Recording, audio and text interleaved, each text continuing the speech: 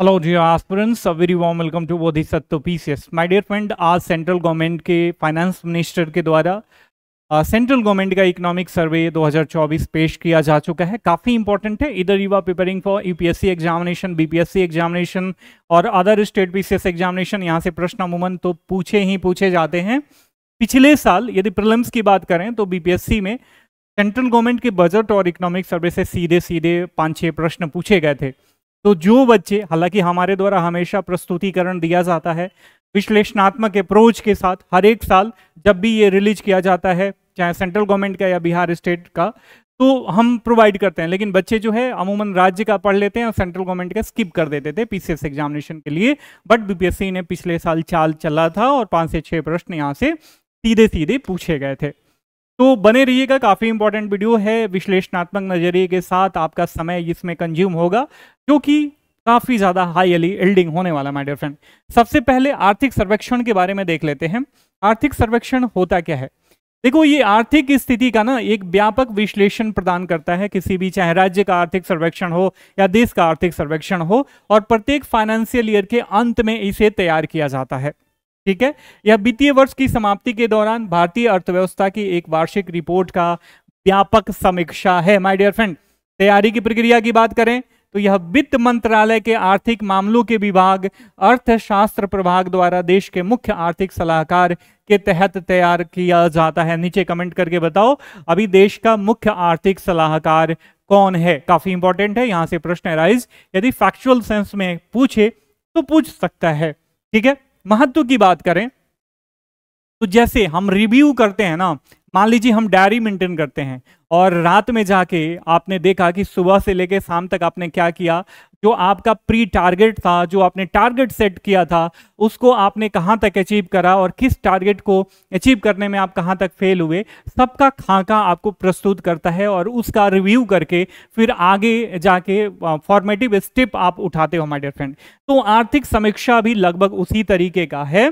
आर्थिक सर्वेक्षण भारत की आर्थिक नीतियों और प्रदर्शन का एक महत्वपूर्ण दस्तावेज है, जो नीति निर्माताओं और विश्लेषकों के लिए मूल्यवान जानकारी प्रदान करता है माय डियर फ्रेंड। ठीक है, तो ये हमने आर्थिक सर्वेक्षण के बारे में थोड़ा सा डिटेल जाना माय डियर फ्रेंड। ठीक है, अब यह क्या दिखाता है, काफी इंपॉर्टेंट है। यह प्रमुख विकास कार्यक्रमों की सफलताओं और असफलताओं का सारांश प्रस्तुत करता है। इसके साथ साथ नीति कार्यान्वयन और देश के आर्थिक प्रदर्शन को भी ट्रैक करता है और आगामी वित्तीय वर्ष के लिए दृष्टिकोण भी प्रदान करता है कि भैया कौन कौन सी गलतियां करे, किसमें क्या अचीव करने, कोई भी नीतिगत प्लान बनाए गए वेलफेयर सोसाइटी के एस्टेब्लिशमेंट के लिए, वुमेन एम्पावरमेंट के लिए, चाइल्ड वेलफेयर के लिए, और कहां तक उसमें हम सक्षम हो पाए, कहां तक जो हमारे द्वारा प्री टारगेटेड गोल था उसको अचीव कर पाए, क्या क्या कमियां रह गई, उसको सुधार करने के लिए, रिफॉर्मेटिव स्टेप्स उठाने के लिए आगे का दृष्टिकोण भी यह प्रदान करता है। देखो, ये जो टोटल दस्तावेज होता है ना माय डियर फ्रेंड, यह 2 भागों में बटा होता है। भाग ए की बात करें तो इसमें भारत के आर्थिक विकास और चुनौतियों और अर्थव्यवस्था की व्यापक समीक्षा शामिल होती है। वहीं भाग बी में देखें तो यह पिछले वित्तीय वर्ष का विशिष्ट विषयों जैसे सामाजिक सुरक्षा, गरीबी, शिक्षा, स्वास्थ्य देखभाल और मानव विकास तथा जलवायु पर विश्लेषण प्रस्तुत करता है माय डियर फ्रेंड। ठीक है, काफी इंपॉर्टेंट है, बने रहिएगा। And if you are new at my channel then subscribe the channel and hit the bell icon for all the notification. महत्वपूर्ण क्यों है? आप ये सोच रहे होंगे, आपके मन मस्तिष्क में यदि आप जागरूक हो, जागरूक मानसिकता का व्यक्तित्व है आपका, तो यहां से प्रश्न राइज हो सकता है कि सर, जब बजट प्रस्तुति किया जाता है तो आर्थिक सर्वेक्षण का की क्या आवश्यकता है? तो देखो क्या आवश्यकता है। सबसे पहले कि यह अर्थव्यवस्था का, सेंट्रल गवर्नमेंट के द्वारा जारी अर्थव्यवस्था का सबसे प्रामाणिक और व्यापक विश्लेषण प्रस्तुत करता है माय डियर फ्रेंड। इसके साथ साथ पिछले वित्तीय वर्ष के दौरान देश के विकास की भी समीक्षा करता है। कृषि, रोजगार, निर्यात, उद्योग और कीमतों जैसे क्षेत्रों में विस्तृत सांख्यिकी डेटा भी हमें प्रदान करता है। उसका रिव्यू करके, उसका एनालिसिस करके आप बहुत सारे आउटकम्स निकाल सकते हो और आगे के नीति निर्माण में उसका क्रियान्वयन कर सकते हो माय डियर फ्रेंड, उससे सीख ले सकते हो। इसके साथ साथ बजट पेश करने के 1 दिन पहले इसे पेश किया जाता है। ठीक है, आर्थिक सर्वेक्षण को बजट से पहले अर्थव्यवस्था की एक व्यापक तस्वीर प्रस्तुत करता है और अगले वित्तीय वर्ष के लिए एक मार्गदर्शक प्रदान करता है कि किस क्षेत्र को ध्यान में रखा जाए और किस क्षेत्र को कितने आवंटन की आवश्यकता है सरकारी कार्यक्रम या नीतिगत समर्थन की बात को लेकर माय डियर फ्रेंड। ठीक है, हालांकि ये जो कुछ भी सुझाव देता है ना, ये सेंट्रल के लिए, सेंट्रल गवर्नमेंट के लिए या संघीय बजट पे बात करें तो ये बाध्यकारी नहीं है माय डियर फ्रेंड। ठीक है, ये सुझाव देता है, सुझाव सेंट्रल गवर्नमेंट पे और बजट पे किसी भी तरीके का दायित्व नहीं डालता, या यूं कहें कि ये जरूरी नहीं है कि इसके सुझावों को माना जाए या नहीं माना जाए। अब थोड़ा सा इंफॉर्मेटिक्स देख लेते हैं, उसके बाद डिटेल एक एक सेक्टर का एनालिसिस करेंगे, काफी इंपॉर्टेंट है इन शॉर्ट। ठीक है, भारत में मुद्रास्फीति का परिदृश्य की बात करें तो वैश्विक उपभोक्ता वस्तुओं की कीमतों में गिरावट आने की उम्मीद करी गई है, जो कि भारतीय मुद्रास्फीति के लिए भी एक बेहतर स्थिति है। आप सबको पता होगा कि ग्लोबल विलेज के कॉन्सेप्ट में हाइपर ग्लोबलाइजेशन हो रहा है, बहुत तेजी से अंतर्राष्ट्रीयकरण हो रहा है। इसमें सप्लाई चेन के थ्रू हम एक दूसरे से जुड़े होते हैं माय डियर फ्रेंड।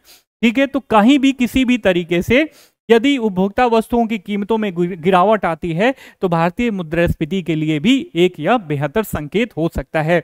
इसके साथ साथ वित्त वर्ष 2025 में मुद्रास्फीति घटकर 4.5% और वित्त वर्ष 2026 में 4.1% रहने का अनुमान है। ये आरबीआई चाचा का क्या है, अनुमान है माय डियर फ्रेंड।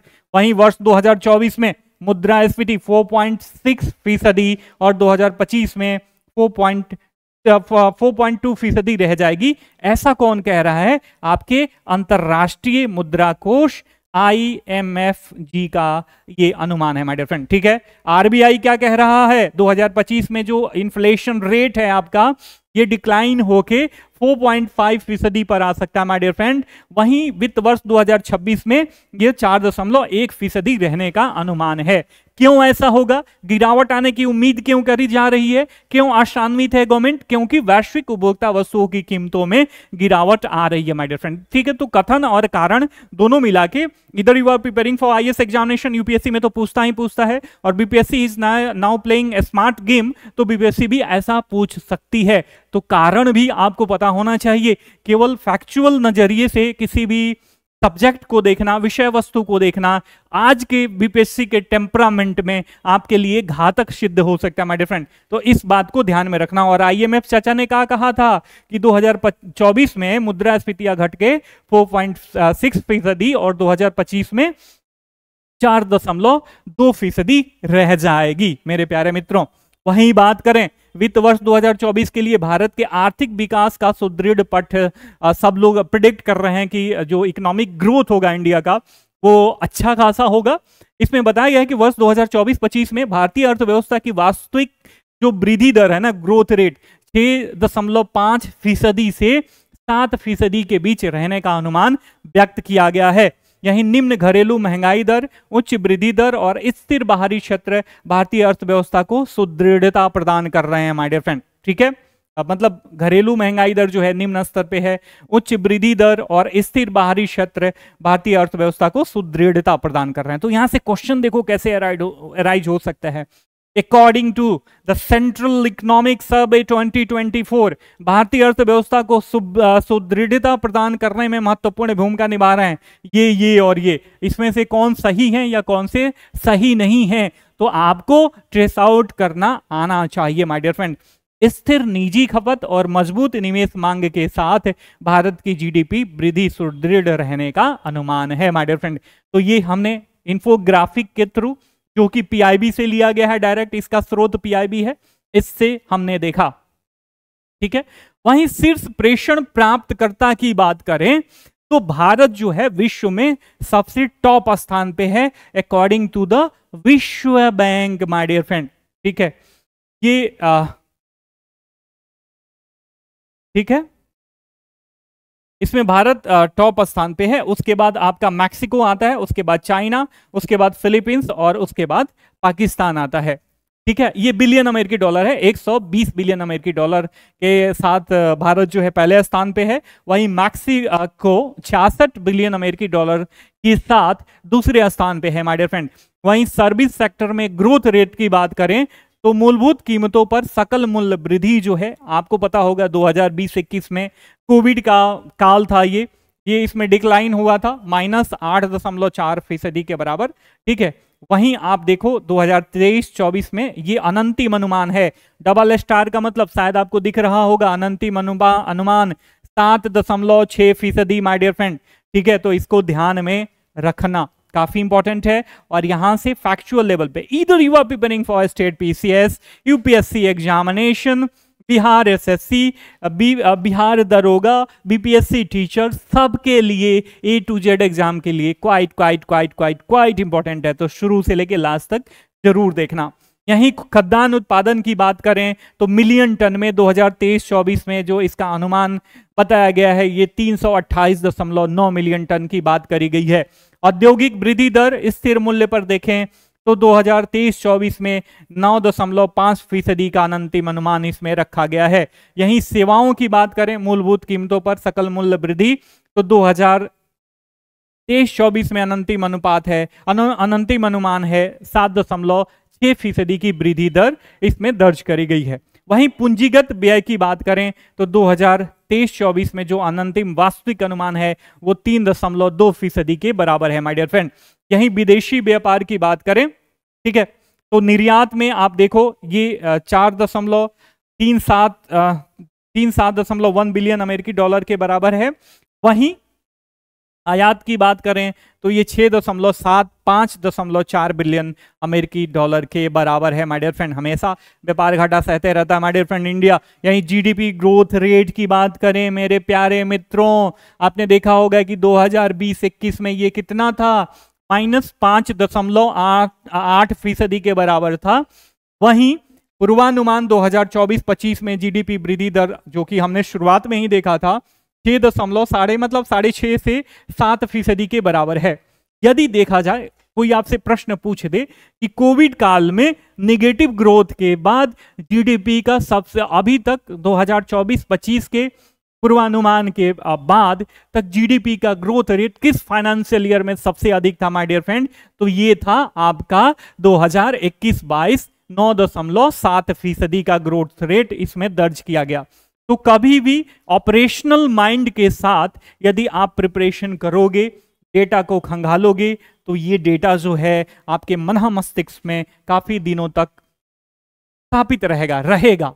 ठीक है, यही राजकोषीय घाटा की बात करें जीडीपी प्रतिशत के रूप में, तो अंतिम वास्तविक अनुमान 2023-24 के अनुसार ये 5.6% के बराबर है। वहीं विदेशी मुद्रा भंडार की बात करें बिलियन अमेरिकी डॉलर में मार्च अंत तक 2023-24 में 664.4 बिलियन अमेरिकी डॉलर के बराबर है माय डियर फ्रेंड।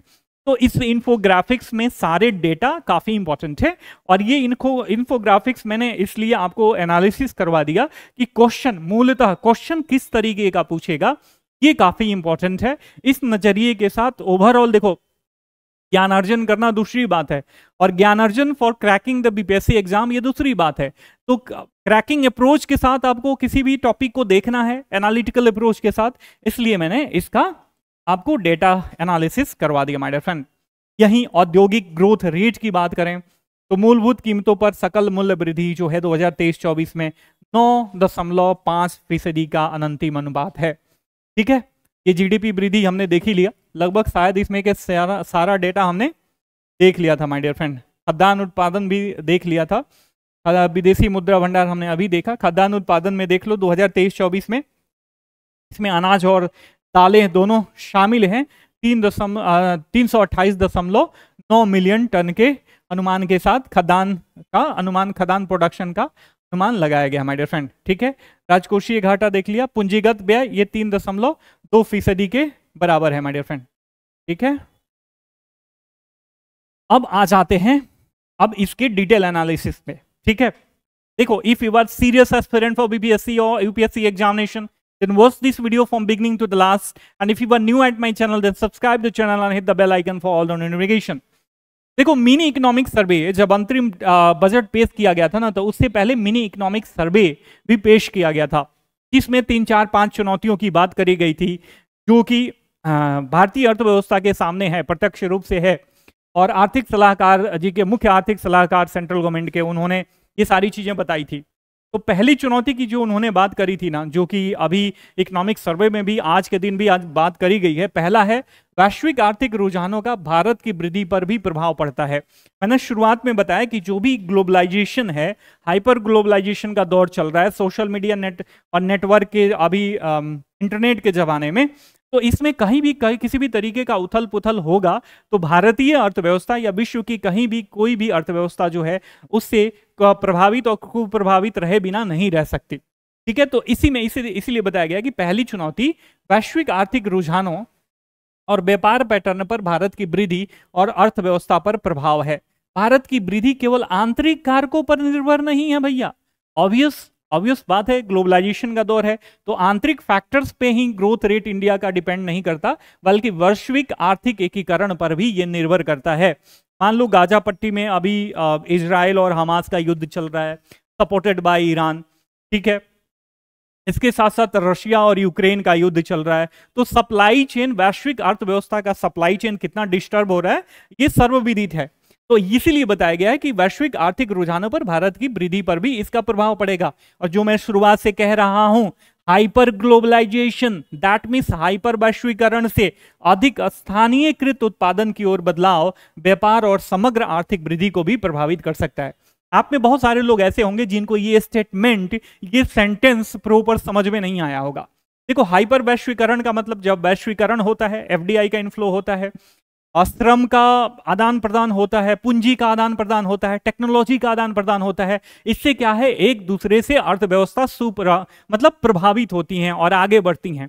लेकिन जब इसी का स्थानीयकृत उत्पादन किया जाए ना, तो टेक्नोलॉजी का आदान प्रदान नहीं हो पाएगा, जो श्रम का आदान प्रदान होता है वो कहीं ना कहीं किसी भी तरीके से रुक जाएगा। और भारत जो है, अभी आपने देखा प्रेषण के माध्यम में विश्व में टॉप स्थान पे है।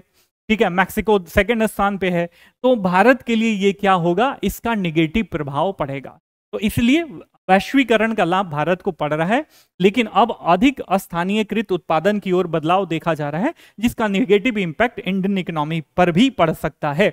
वहीं दूसरी चुनौती की जो चर्चा करी गई थी मेरे प्यारे बच्चों, वो ऊर्जा सुरक्षा और नवीकरणीय ऊर्जा की ओर संक्रमण पर संतुलन की बात करी गई थी। ठीक है, आर्थिक वृद्धि को ऊर्जा सुरक्षा के साथ संतुलित करना बहुत ही जरूरी है। आप सबको पता है कि अभी जो विश्व में जो उथल पुथल है, ऊहापोह की स्थिति है, ये काफी मतलब चिंतनीय है।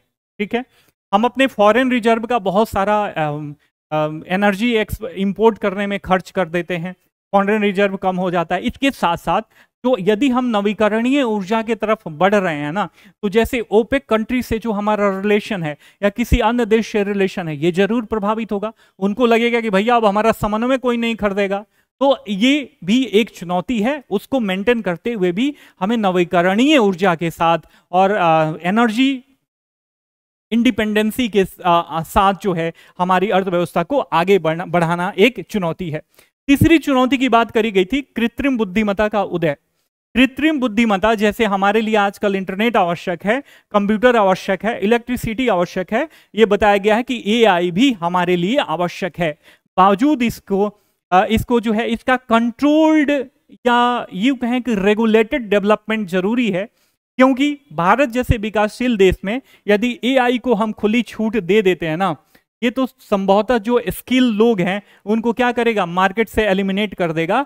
40% ये प्रभाव पड़ेगा। ये कह रहा है ना, आईएमएफ पेपर में एक अनुमान लगाया गया है कि वैश्विक रोजगार का 40% एआई से प्रभावित है, जिसमें विस्थापन का जोखिम भी शामिल है। मेरे प्यारे बच्चों, अब एक बात बताओ, भारत जैसे विशाल जनसंख्या में, जहां पे बेरोजगारी अधिक है, जनसंख्या अभी भी मतलब बहुत ज्यादा इसका ग्रोथ रेट है, ठीक है, और लोग स्किल्ड भी हो रहे हैं सरकारी प्रयास से, खुद के प्रयास से, तो इनके लिए यदि एआई को बढ़िया से रेगुलेट करके कंट्रोल्ड डेवलपमेंट के साथ इसे मार्केट में नहीं लाया गया तो होगा क्या, इसका खामियाजा स्किल्ड लोगों को भुगतना पड़ेगा माय डियर फ्रेंड। ठीक है, इसके साथ साथ कुशल कार्य बल और अच्छी शिक्षा और सार्वजनिक स्वास्थ्य सबसे बड़ी चौथी चुनौती की बात करी गई है। निरंतर आर्थिक वृद्धि और उत्पादकता के लिए कुशल कार्यबल और अच्छी गुणवत्ता वाली शिक्षा तथा सार्वजनिक स्वास्थ्य सुनिश्चित करना महत्वपूर्ण है। उद्योग के लिए एक प्रतिभाशाली और उपयुक्त कुशल कार्यबल की उपलब्धता भी एक चुनौती है, तथा एक स्वस्थ शिक्षित कुशल जनसंख्या आर्थिक रूप से उत्पादक कार्यबल को बढ़ाएगी, ऐसा चौथी चुनौती में कहा गया है माय डियर फ्रेंड। ठीक है, तो ह्यूमन डेवलपमेंट की बात करी गई है, ह्यूमन रिसोर्स की बात करी गई है। तो ये जो मिनी इकोनॉमिक सर्वे पेश किया गया था, उसमें जो चैलेंजेस की बात करे गए थे उसके बारे में हमने देखा। ठीक है, अब लगे हाथ आर्थिक सर्वेक्षण का थोड़ा सा और डिटेल एनालिसिस कर लेते हैं, जो कि काफी इंपॉर्टेंट है। इसमें कहा गया है फाइनेंशियल ईयर 2025 में 6.5 से 7% की वृद्धि का अनुमान रखा गया है मेरे प्यारे मित्रों। ठीक है, रॉयटर्स की रिपोर्ट के अनुसार भारत का जो आर्थिक सर्वेक्षण है ना, इसमें 2025 में 6.5 से 7% का वृद्धि का अनुमान लगाया गया है। ठीक है, हेडलाइन इन्फ्लेशन, जो कि मतलब जरूरी सामान होते हैं उनके मूल्यों में वृद्धि को हेडलाइन इन्फ्लेशन कहते हैं, एक तरीके से चिपक के रूप में देखी गई है, मतलब लगातार बनी रही है हमारी सोसाइटी में, हमारी अर्थव्यवस्था में। आर्थिक सर्वेक्षण 2024 के अनुसार सेवाओं की मुद्रास्फीति और मजबूत श्रम बाजार के कारण जो कोर इन्फ्लेशन है ना माय डियर फ्रेंड, स्थिर बनी हुई है, विशेष रूप से अधिकांश एशियाई अर्थव्यवस्थाओं में। ये हमारे आर्थिक सर्वेक्षण 2024 में बताया गया है। वहीं फाइनेंशियल ईयर 2024 में खुदरा मुद्रास्फीति 5.4% ईयर ऑन ईयर तक नीचे आ गई है, लगातार नीचे आ रही है। अर्थव्यवस्था सर्वेक्षण, आर्थिक सर्वेक्षण दस्तावेजों में कहा गया है कि 2024 में, फाइनेंशियल ईयर 2024 में जो खुदरा अर्थात रिटेल इन्फ्लेशन है ना, 5.4% तक ही नीचे गिर गई है। ठीक है, जो फाइनेंशियल ईयर में 6.7% के बराबर थी, 7% के बराबर थी। तो ईयर ऑन ईयर इसमें क्या हो रहा है, डिक्लाइनेशन हो रहा है। ठीक है, तो आप मतलब यहां से क्वेश्चन कैसे जनरेट होगा जरा सोचो। अब ठहर जाते हैं, काफी कुछ पढ़ लिया हमने, तो यहां पे कह रहा है ईयर ऑन ईयर, तो यहां से क्वेश्चन पूछा जा सकता है निम्न में से कौन सा प्रश्न सही, कौन सा स्टेटमेंट सही है और कौन सा स्टेटमेंट गलत है। तो फाइनेंशियल ईयर 2024 में खुदरा मुद्रास्फीति 5.4% के बराबर अनुमान करी गई है, जो कि ईयर ऑन ईयर डिक्लाइनेशन के बाद की स्थिति है। ठीक है, ये स्टेटमेंट सही है या गलत है, तो आप इकोनॉमिक सर्वे का प्रॉपर एनालिसिस करोगे बउआ, तभी तो आपको पता चलेगा मेरे प्यारे भाइयों एवं बहनों। ठीक है, अगला हमारा टॉपिक है आईएमएफ के साथ विकास अनुमानों का संरक्षण आरबीआई के अनुमान से कम। ठीक है, जो हमने शुरुआत में इन्फोग्राफिक्स की बात करी थी, उसमें फाइनेंशियल ईयर 2025 में भारत की वास्तविक जीडीपी वृद्धि को 6.5 से 7% तक हमने देखा था, और सर्वेक्षण में वास्तविक जीडीपी जो वृद्धि बताई गई है वो 6.5 से 7% की रूढ़िवादी अनुमान लगाया है, जो कि जोखिम संतुलित है। और इस तथ्य को ध्यान में रखते हुए कि बाजार की अपेक्षाएं भी अधिक है, तो बाजार में जो भी उठापटक है, जो भी बाजार की अपेक्षाएं हैं, उसके बावजूद जो है ये 6.5 से 7% के बराबर इसकी ग्रोथ रेट रखी गई है। निजी पूंजी और निवेश पर भी बात करी गई है। इसमें बताया गया है कि पिछले 3 वर्षों में अच्छी वृद्धि के बाद निजी पूंजी निर्माण सस्ते आयात से डर के कारण थोड़ा सा अधिक सतर्क हो सकता है। ठीक है, विशेष रूप से उन देशों से जिनके पास अतिरिक्त क्षमता भी है, और बैंक बैलेंस शीट निजी निवेश को मजबूत करेंगी, यह भी इसमें कहा गया है। ठीक है, कॉर्पोरेट सेक्टर को लेके माय डियर फ्रेंड। ठीक है, ध्यान में रखना ये चीजें, चूंकि प्री और मेंस दोनों के लिए इंपॉर्टेंट है, तो इसका मैं पीडीएफ भी आपको शेयर कर दूंगा, डिटेल पीडीएफ। ये तो इन शॉर्ट आपको पीपीटी बना के मैं आपको शेयर कर रहा हूँ, इसका डिटेल पीडीएफ भी मैं कल परसों में आपको टेलीग्राम ग्रुप में शेयर कर दूंगा। नीचे वीडियो को डिस्क्रिप्शन बॉक्स में टेलीग्राम ग्रुप का लिंक दिया गया है, उस पर क्लिक करके उसे देख लेना। ठीक है, कृत्रिम बुद्धिमत्ता द्वारा उत्पन्न अनिश्चितता पर भी इसमें बात करी गई है। इसमें बताया गया है कि सभी कौशल स्तरों के श्रमिकों पर प्रभाव के संबंध में विशाल अनिश्चितता उत्पन्न करता है एआई, और विशेष रूप से यह मुद्दा जनवरी में अंतरिम बजट से पहले प्रकाशित मिनी दस्तावेज में भी उठाया गया था, जो कि अभी हमने जो चैलेंजेस की बात करी थी ना एआई का, उसमें पढ़ा था।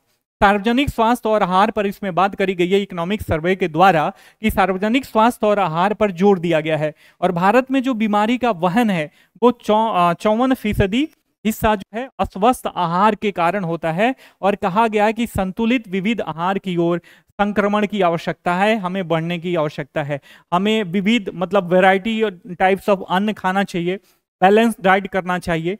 ठीक है, ये इस पे जोर दिया गया है माय डियर फ्रेंड। ठीक है। और भारत में जो भी बीमारियां होती हैं उसमें क्या बताया गया है कि 54% बीमारियां लोगों को इस वजह से होती है कि वो अस्वस्थ आहार का ग्रहण करते हैं माय डियर फ्रेंड। ठीक है, तो इस बात को आप ध्यान में रखना। इसमें बताया गया है कि देखो फिर इस स्लाइड में कि वैश्विक अर्थव्यवस्था में इतना उठा पटक है, फिर भी मजबूत विकेटिंग हो रही है, और पिच जो है मतलब फुटवर्क भी बढ़िया हो रहा है और विकेटिंग भी बढ़िया कर रही है हमारी अर्थव्यवस्था। भारतीय अर्थव्यवस्था मजबूत विकेट और स्थिर आधार पर है, जो भू राजनीतिक चुनौतियों का सामना करने में लचीलापन दिखा रही है। तो ये लचीलापन देखो, अर्थव्यवस्था किसी भी कोई भी जो व्यवस्था है यदि लचीला रहता है तो वो ज्यादा सर्वाइवल होता है। तो इसीलिए आप वाइल प्रिपरेशन जो हमारा टेस्ट ऑर्गेनाइज कराया जा रहा है ना, ये काफी हमारा प्रयास है कि आपके मेंटल फ्लेक्सिबिलिटी को काफी ज्यादा हम इनहेंस करें, ताकि जो भी बीपीएससी का गेम है उसको समझो। एक एक क्वेश्चन पे हमारा इनपुट रहता है। यदि हमारा टेस्ट सीरीज 15 फुल लेंथ का आप ज्वाइन करना चाहते हैं, चाहे ऑनलाइन या ऑफलाइन, नीचे वीडियो का डिस्क्रिप्शन बॉक्स में तरीका दिया गया है हमसे जुड़ने का। उस तरीका को फॉलो करके हमसे जुड़ के आप अपने प्रिपरेशन का पेस और स्टैंडर्ड मेंटेन करते हुए बीपीएससी का संधान कर सकते हो माय डियर फ्रेंड। ठीक है, चलिए आगे बढ़ते हैं, अगले स्लाइड पे चलते हैं। इसमें आगे बात करी गई है शीर्ष वही कोर इन्फ्लेशन के बारे में। मुख्य रूप से जो है ये नियंत्रण में है। आर्थिक सर्वेक्षण 2024 दस्तावेज में कहा गया कि भारत की जो शीर्ष मुद्रास्फीति दर है वो नियंत्रण में है। हालांकि कुछ विशेष खाद्य पदार्थों की मुद्रास्फीति दर उच्च है। व्यापार घाटा 2024 में फाइनेंशियल ईयर 2023 की तुलना में कम था, और वर्ष का चालू खाता घाटा जीडीपी का लगभग 0.7% के बराबर था माय डियर फ्रेंड।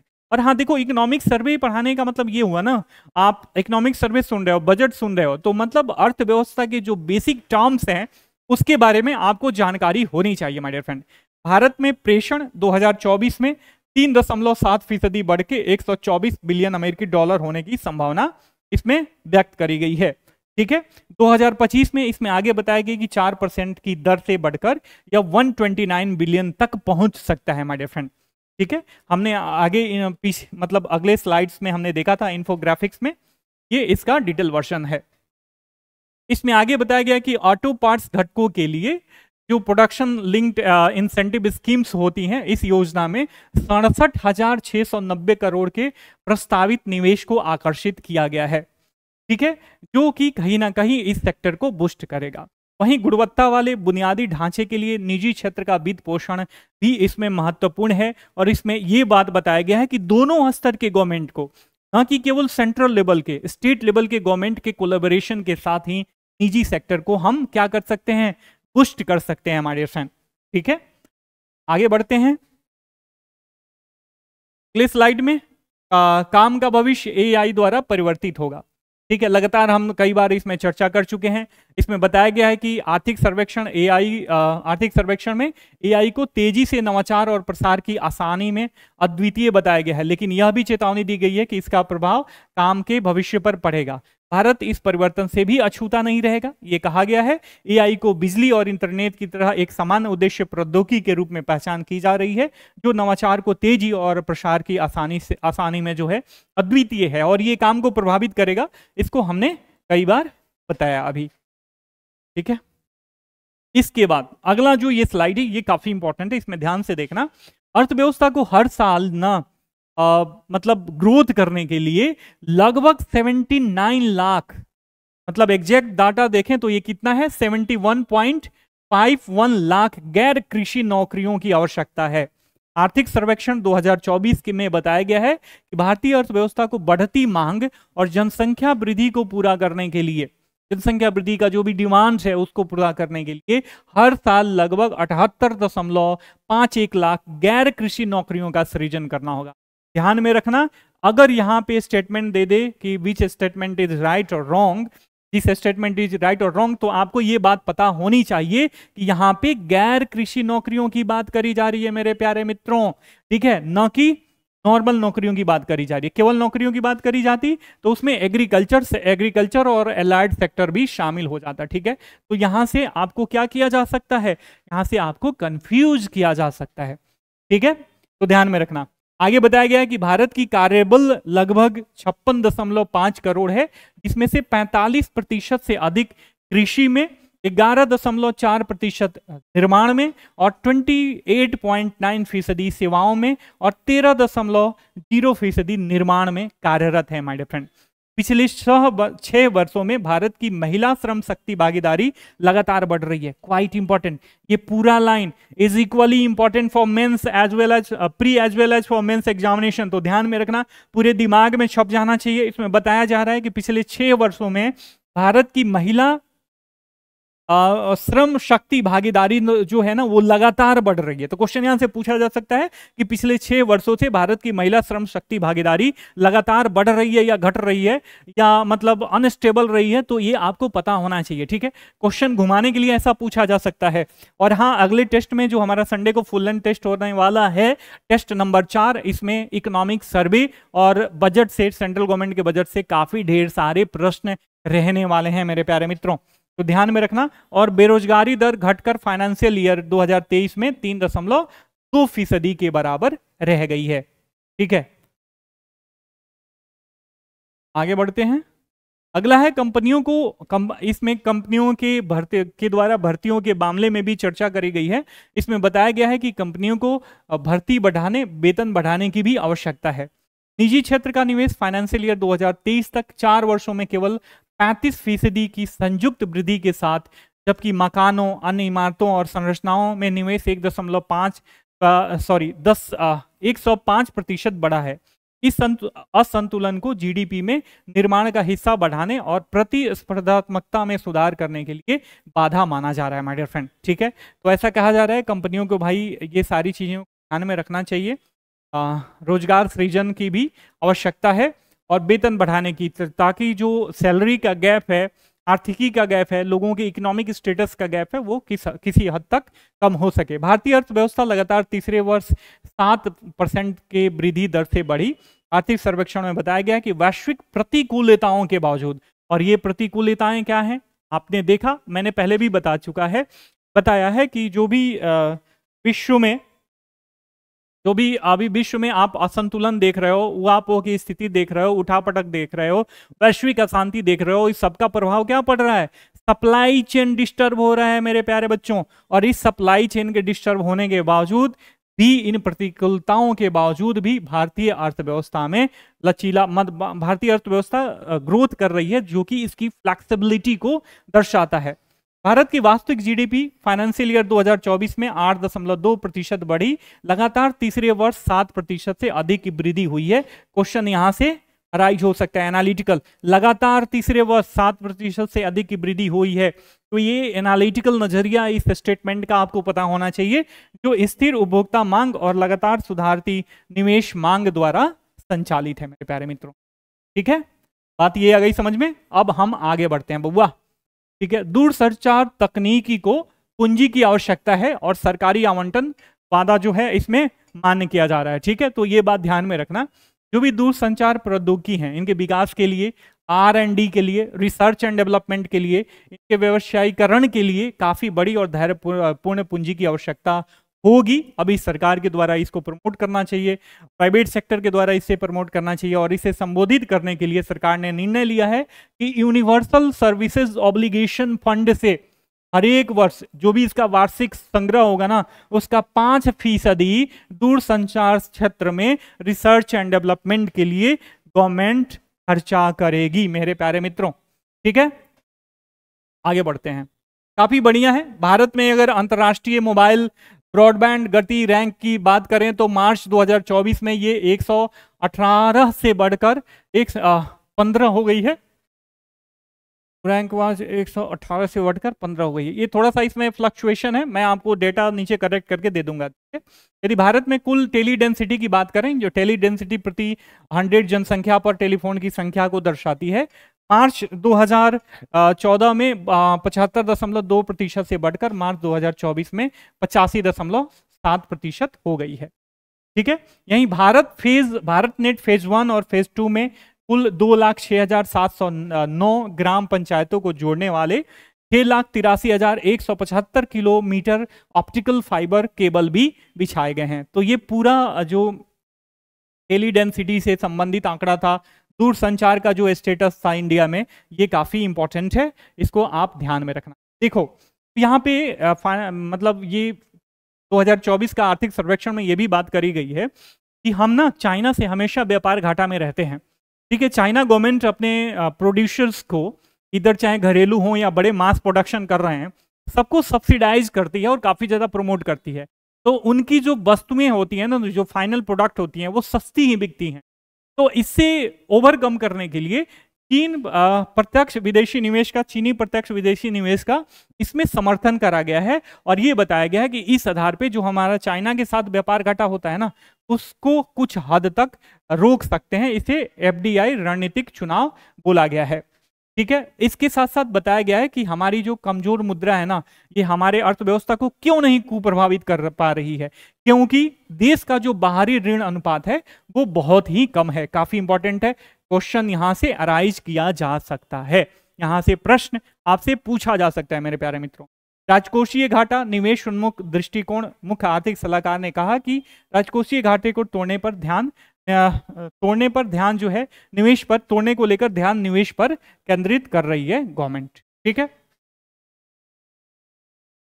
आर्थिक वृद्धि की बात करें तो वहीं फाइनेंशियल ईयर 2024-25 के लिए 7% की वृद्धि दर हासिल की जा सकती है। हालांकि आधिकारिक अनुमान 6.5 से 7% के बीच है, ताकि अनिश्चितताओं को दर्शाया जा सके। ठीक है, तो ये था आर्थिक सर्वेक्षण 2024 का टोटल सिनॉप्सिस। इसका डिटेल एनालिसिस हमने किया, हमने इन्फोग्राफिक्स को भी चेक किया, इसके साथ साथ जो एनालिटिकल नजरिया था उसको भी मैंने प्रदर्शित किया। आई होप कि जो भी मैंने कन्वे किया आप तक आसानी से पहुंच गया होगा। वीडियो का प्रेजेंटेशन अच्छा लगा होगा, कंटेंट अच्छा लगा होगा तो वीडियो को लाइक करना, चैनल को सब्सक्राइब करना, अपने अन्य फ्रेंड्स के साथ भी शेयर करना। और हाँ, if you want to join our test series program for 70 BPSC prelims examination, then you can call and WhatsApp on given number जो ये स्क्रीन पे उभर के सामने आ रहा है। इस पे कॉल करके हमसे जुड़ के आप अपने प्रिपरेशन का पेस और स्टैंडर्ड दोनों मेंटेन करते हुए आप इजीली बीपीएससी का संधान कर सकते हो। माय डियर फ्रेंड, आपकी सफलता की शुभेच्छा के साथ जय हिंद, जय भारत। मिलते हैं कल के बजट सेशन के दौरान, तब तक के लिए साइनिंग ऑफ, टेक केयर, जय हिंद, जय भारत अगेन।